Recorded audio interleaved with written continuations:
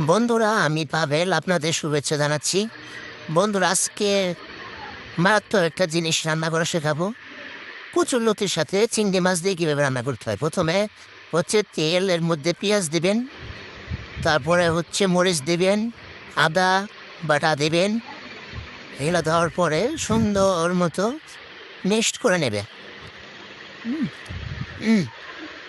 কচুরলতি হচ্ছে অনেক ধরনের ভিটামিন সংযুক্ত একটা খাবার। এটাকে গ্রামের ভাষায় সুপার ফুড বলা হয়। Super food. এই কচুরলতির উপকারিতার শেষ নেই। এটা ডায়াবেটিস রোগীদের জন্য উপকার। তারপরে হচ্ছে যাদের পেটে সমস্যা থাকে তাদের পেটে হজম শক্তি বাড়ায়, ওজন কমায়, অনেক ধরনের উপকারিতা আছে। আর এটা রান্না করা খুবই সহজ।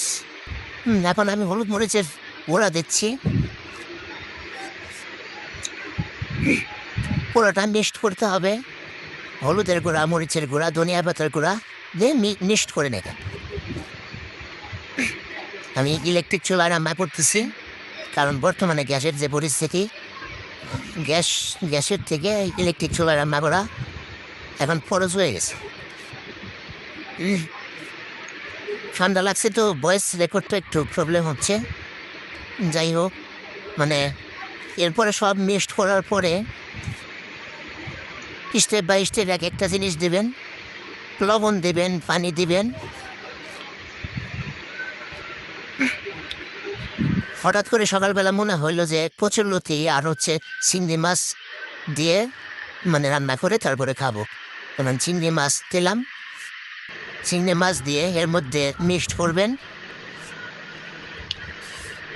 বাজারে যাওয়ার পরেই সাথে সাথে দেখি কচুরলতি পেয়ে গেলাম। কচুরলতি নিয়ে আসলাম। এখন কচুরলতি এখানে দিচ্ছি, সুন্দর করে মিক্সড করে নেবেন। আমি এখন এই যে দেখেন মিক্সড করতেছি। এই খাবারটা আমার অনেক প্রিয়, খুবই মজাদার খাবার। যারা খেয়েছেন তারা জানেন, আর যারা খান নাই তারা বুঝবেন না আসলে এর মধ্যে কী রকম টেস্ট।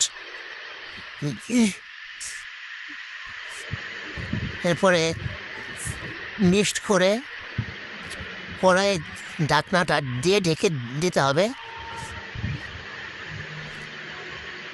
সুন্দর করে মিক্সড করতে হবে।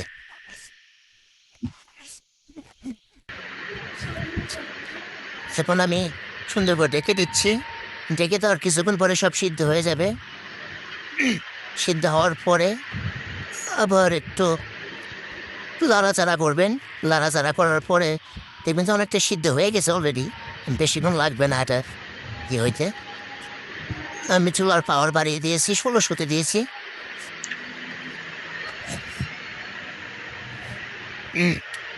কমপ্লিট রান্না।